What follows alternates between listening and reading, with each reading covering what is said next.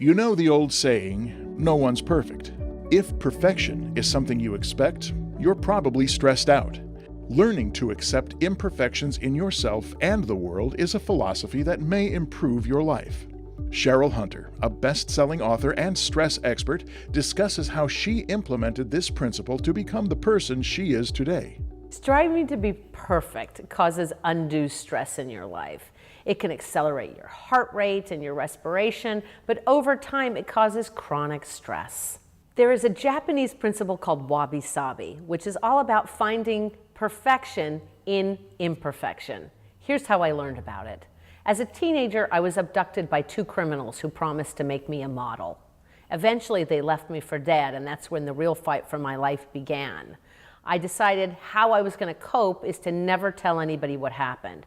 But understandably, this was festering inside of me like a deep, dark secret, causing undue stress upon me in my own life. I decided to become a model myself, and one of the first places I was sent as a young model was Japan. I kept to myself in those days because I didn't want anyone to find out my secret. And one day I was sitting around a beautiful wooden table. An old man and woman came and started talking to me about this table, and they told me the principles of wabi-sabi. The table had divots and nicks and dents in it. It was beautiful, but it also contained those things, the eyes of the wood, for example, and I wondered why. And they said it contained wabi-sabi. Wabi-sabi is a principle which states that the beauty of an object lies in its flaws, and something can only be seen to be perfect to a correlate degree to which it contains imperfection.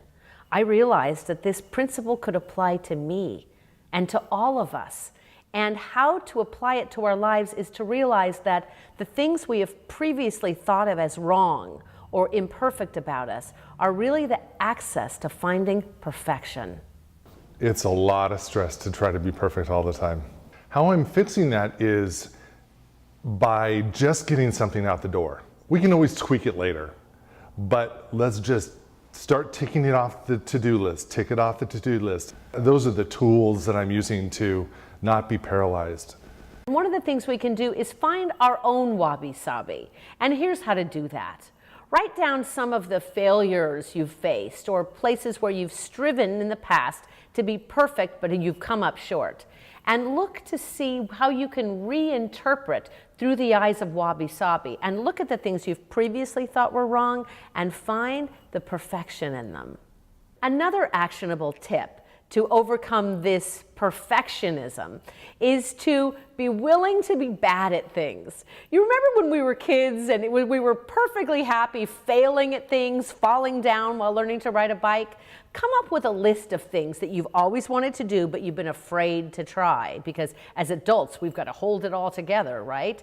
And then go do those things. If it's you want to take up salsa dancing, put it in your schedule. Go actually do it. Be willing to be bad at things. How can someone learn more about wabi-sabi? I delivered a TED Talk called Wabi-sabi, The Magnificence of Imperfection. You can check it out for more if you'd like to find out more about this Japanese principle of wabi-sabi.